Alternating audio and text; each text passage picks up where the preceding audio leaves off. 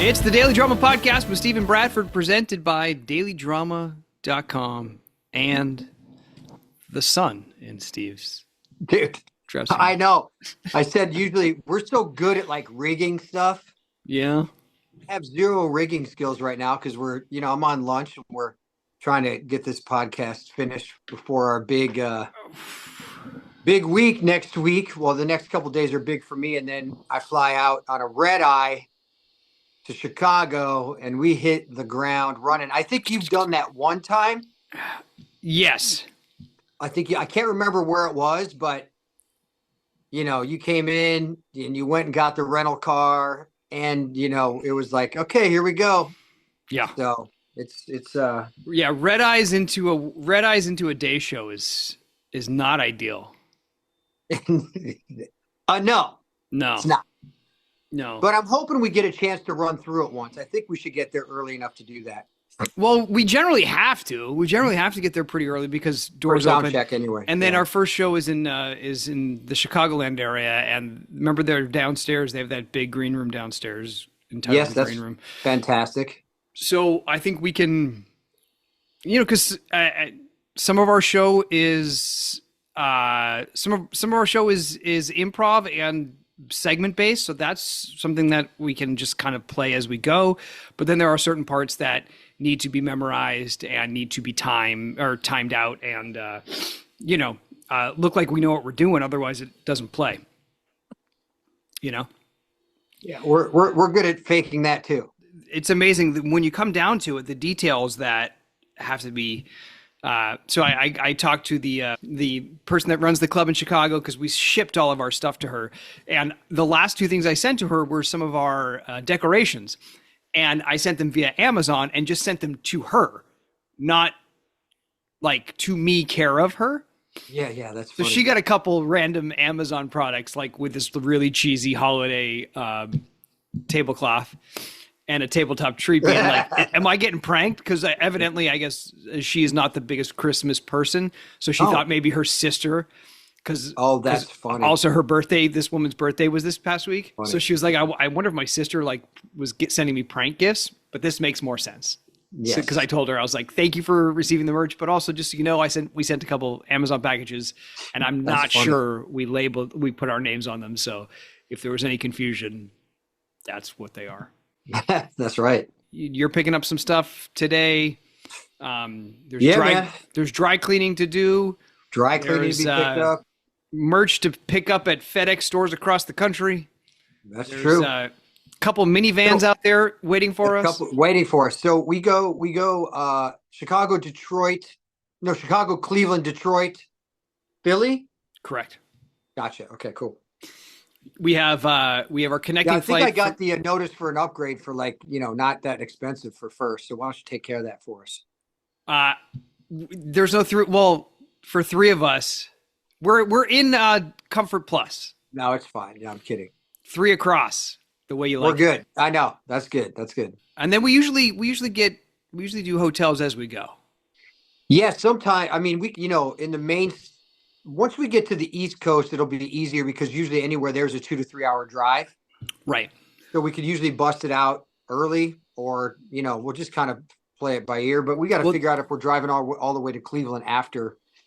I mean, we talked about that a little bit from Batavia to Cleveland. It's like 7 hours, 6-7 hours. So yeah. But and Mike Tyson's fighting that night against Luke Paul or what? Logan Paul? Jake Paul.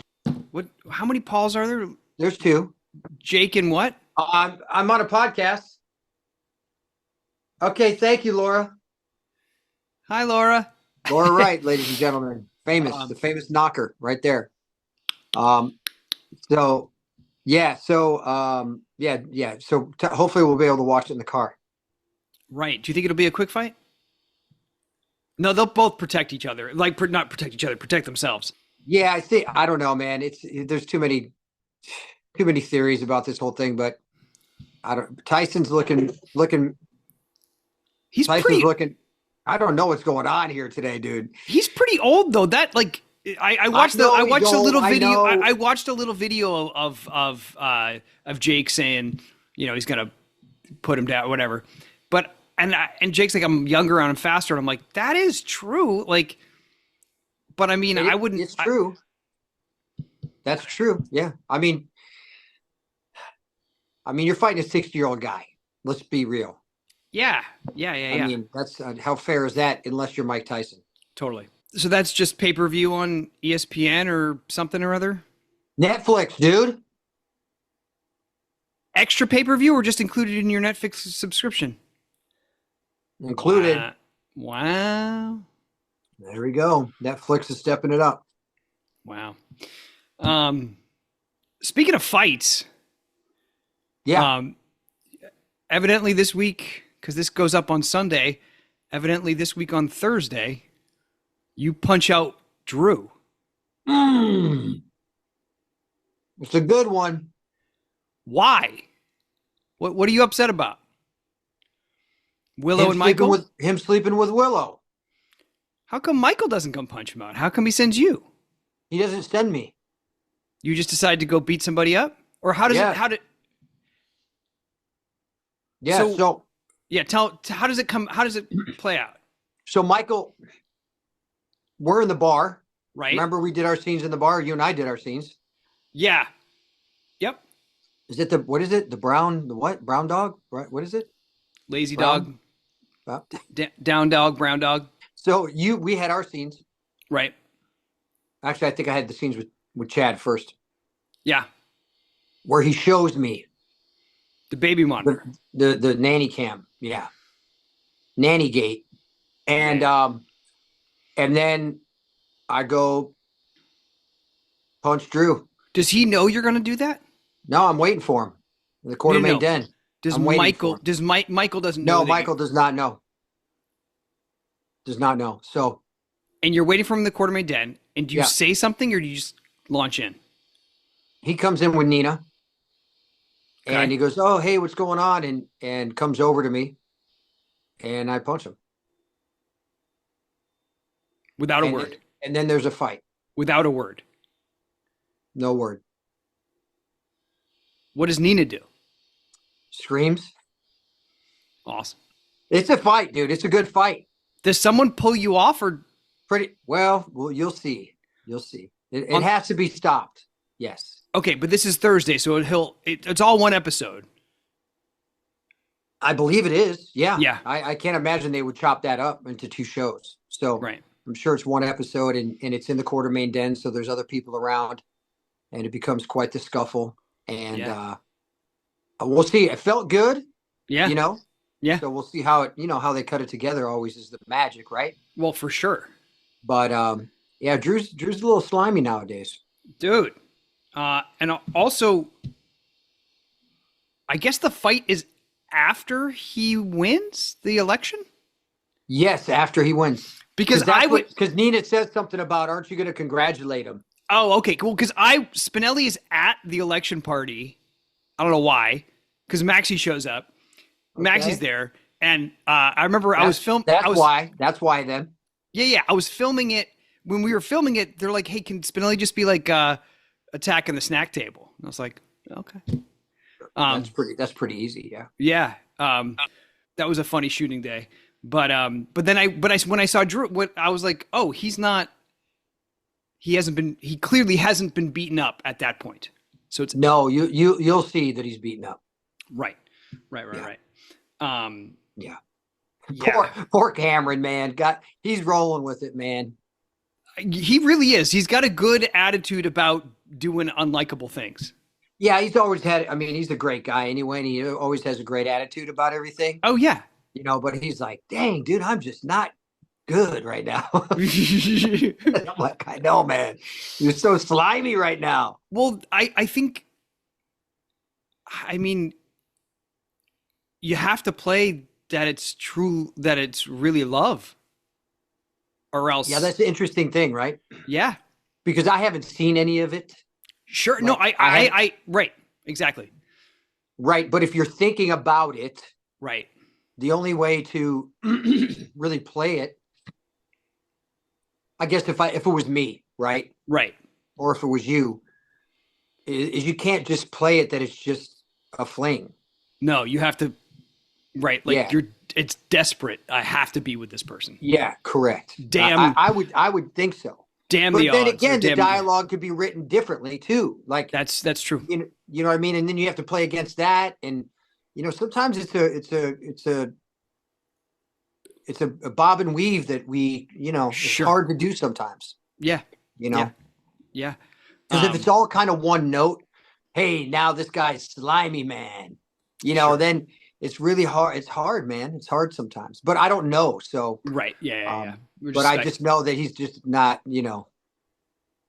not a great, nice Canadian boy like he is right now. But and you guys people are gonna don't ask me again if he's my brother or not. I'll smack you right through here.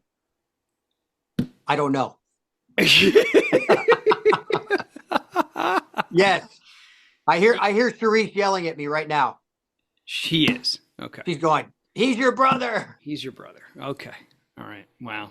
Well, I don't. So there's no sign of that relationship thawing at all, huh? There's no reconciling Jason and Drew. Yeah. I mean, when I came back, like I said before, I mentioned, but we can obviously touch on it again, was, the note was, you guys don't like each other. Right. And we're like, yeah, okay. Why? Like, what's the beef? Well, you just don't like each other. Where's the beef? Yeah. Where's the beef? Well, I mean, like Rick and Sonny. Yeah. I mean, yeah. It's to have an adversary that is your relative. I mean, dude, makes it more dramatic. It's it's family. It's like that's awesome to play. That's why the Quartermaines were so dynamic. Sure. Because you had everybody at odds and making moves, almost kind of like Yellowstone. If you watch Yellowstone, like I did a long time ago, but just a fan like Dallas. Yeah. That's fun stuff. Yeah. So yeah, but there's no reconciliation here with Jason and Drew. Sure. No. Yeah. Well, that's anytime soon, buddy. Depends on what he gets me for Christmas. So let's see. I need a new motorcycle. So this week they start talking about where the kids should live. Yes. Do you either Steve or do you think Jason has an opinion on where the kids should live? Or like, I think Steve and Jason probably have the same opinion and do what's best for the kids. Sure. But as people will see, there definitely is a dilemma that is having to be solved right during this. So it's good. Yeah. Kind of figuring out the whole kid situation with Danny, Scout, Rocco, Dante, Drew, myself, my three dads. I don't know what we're doing here. Well, it's so funny. I just want to be back in my penthouse, bro. Good luck with that. Yeah. I mean, maybe you could just offer to raise all of them and you get the house back. Or I can let them all live there and I'll take the regrettably pink room.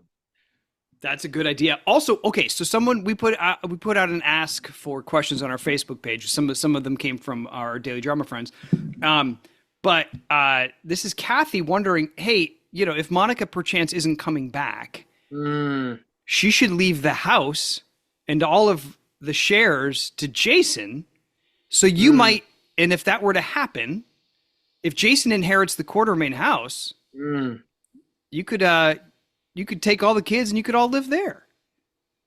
Oh, I thought you were going to give me a better story than that. I'm just saying, you'd have a big house. You don't need the pet daycare, dude. It's not. I thought you were going to say I could be CEO of ELQ. No, now there's a switch. Who's the CEO of ELQ? New Michael or Drew? I think it's Michael at this point.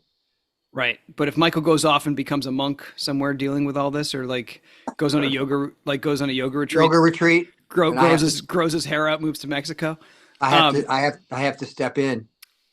I mean, how what do you think Jason's business acumen is like legitimate business acumen? I mean, I think he can. I think they know how to run a business. But I mean, is ELQ gonna uh, do dirty? Is ELQ gonna? ELQ is dirty. Oh, it is. Well, I mean, I wouldn't say it's the most ethical business They don't make from the past. I'm the saying from relish is past the relish is a front. the past experiences. I don't know. Michael might be a legit CEO. But if you were to be a CEO, I mean, would you'd have to actually wear. The suit. I did that once when when Maurice took a vacation Oh, that's right. a year off. I started wearing the suits. I don't know if that was a good idea, but um, I all don't know right, if I'd wear a suit for CEO, but I don't want that job. all right. Well, back to our Facebook page. Yeah. Um, thank you for anybody that. Okay, here we go. Um, this is for Steve. Do you remember your first scene on GH? I'm talking as Jason Quartermaine, not Jason Morgan, who was in the scene and where did it take place? I feel like I can answer this. Really? It was AJ Gerald AJ, and you punched him, right? I was in the Quartermaine den. Yeah. Yeah. Yeah, that was the first that was my first scene. I remember coming up on stage for that actually. So it was cool. I forget why you punched him because he said something smarmy. Yeah, he was smarmy as heck, dude. Slimy AJ, and I just Yeah. got out of boarding school or something, and I punched him. But I remember Edward was very excited to see you. Yeah, that was David Lewis at the time. He was awesome. I was just it's funny, dude. I just posted today, but I was just talking to Jane Elliott about it Oh yeah. in the hallway. Just like, man, it was just those. I said, anytime I see you, Jane, because we hit me and Tracy have some funny scenes. Well, she's funny. Coming up. Coming up, yeah. Oh, fun. So that's a good spoiler right there. Totally. But she goes, "Oh, I had so much fun doing scenes with you last week, and I go, "I know, it just reminds me of just how, all the holidays we spent together in that, in the foyer in the den, like how much time all those scenes we did. I said, I know you probably had a great time before I got here, but when we were as the Quartermaine family Yeah. together, there's so many memories." She goes, "No, that was definitely a special time for everybody." So it's just cool. It's just Well, cool that we're still doing it, totally. It's funny. I was looking at. I looked up on YouTube the Jingle Jackal storyline because I reference it in our holiday show coming up, and I wanted to make sure I had my details the way I want. And there's a beautiful scene where, Alan has recently passed, but Tracy, so Stewart's still there. Tracy can see him, and they still bicker, but Monica can't see him, and so Tracy continuing to bicker with Alan really upsets Monica because she's like, don't play this game. Like, this hurts me when you do this, and Yeah. and Bergen was there, who we lost as well. And Yeah. and of course Jane was there and John Ingle was there, and like it was just so cool to see that whole company of Yeah, it was a people. company, man. Yeah. It was company. Yeah. Yeah, I miss it. I miss them, and you Yeah. know, Yeah, it was a special time for for sure. sure. Um, Bradford, would they ever consider you having you sing at Curtis's nightclub? Oh, that's funny if Spinelli like got hired as a lounge singer. What's the nightclub called? The Savoy? Savoy. Yeah, the Savoy, I think. Yeah, because it was someone when I was in Birmingham. He had come to one of our shows or something, or he went to the restaurant at some point. He met us there when Port Oh, Chuck played, yeah. and he was like, "Hey man, can you get me to play the Savoy?"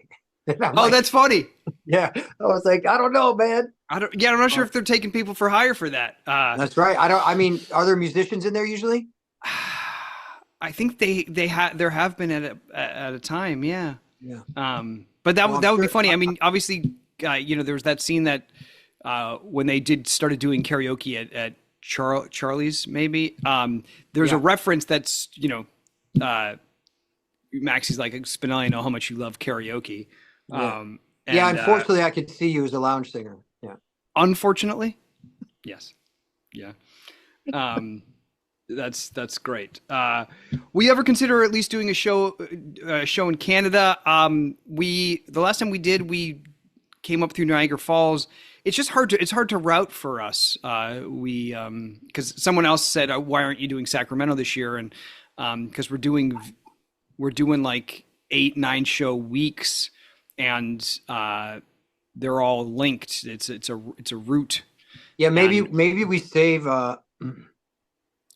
maybe we figure out a non-holiday comedy show again and just figure it out, because then we can maybe just do some weekends where yeah. you're like, hey, let's do Sacramento, and we still have that place in Riverside that wants us. Oh yeah. The Yeah. Yeah. Yeah. casino, right? That's a weekend right there. Like that's the easy, Yeah. you know. So Yeah. I mean, I think we have pieces that still would work in that, and yeah, I mean, we have definitely greatest hits, and then it'd be easy to come up with something new now that we're both back on the show, and for sure. you know, yeah. For sure. Um, all right. This seems a little. We have time for a couple more questions. This seems a little passive aggressive, Tracy. But do you like it when they write a storyline that takes a 180 from your normal character experience? So I feel like there's a tone there. Is there an example?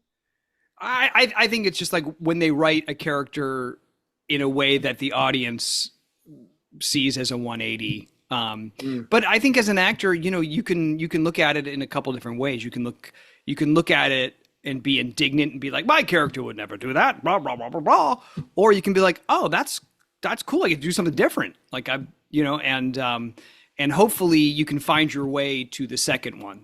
Oh, cool. This is something different. I get to use a different part of my toolbox. I get to, because we play these characters for long times usually. And Yeah. so Yeah. So I guess my take on it would be, do you know, as an actor, do you know the 180's coming?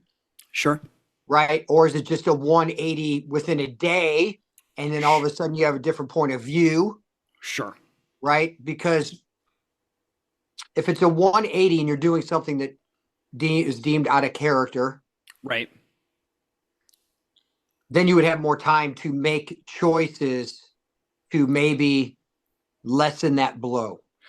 Well, I think, and this is just for me, I think for an actor, if you can't find a way to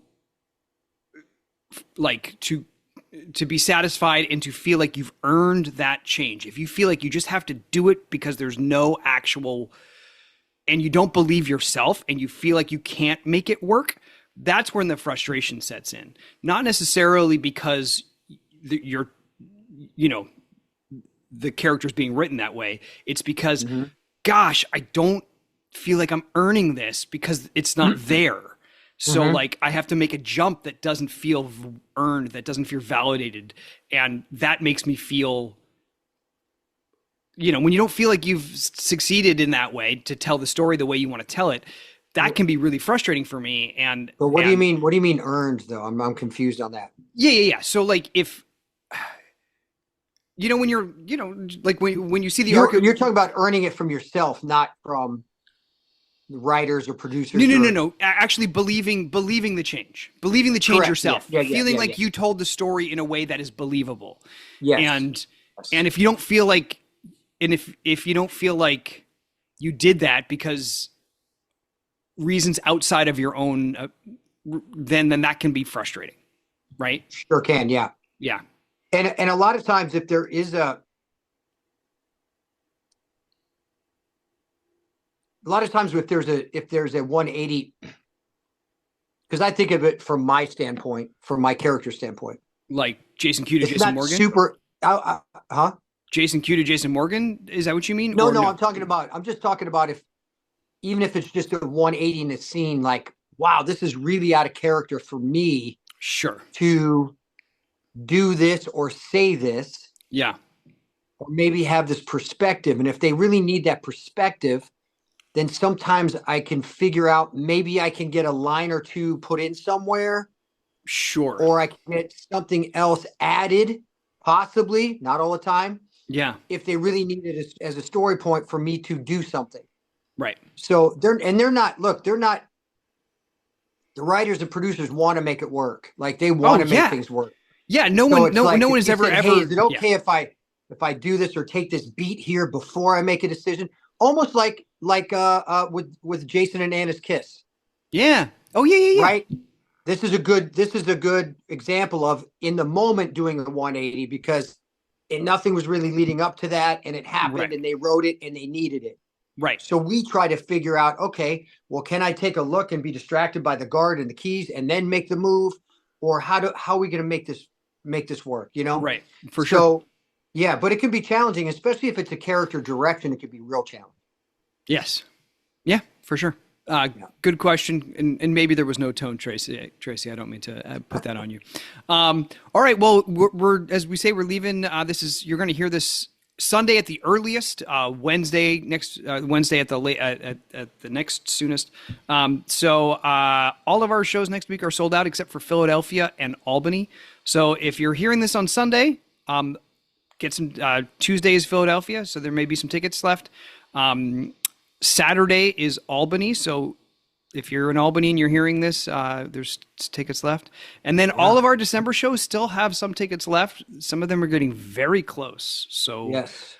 some of them, some if not all of them, will sell out. So do not wait. And that's 2 shows in Texas, Dallas, and Houston, 3 shows in Florida, Houston, Naples, and Tampa, a show in Oxford, North Carolina, a show in Richmond, Virginia, and Baltimore, Maryland.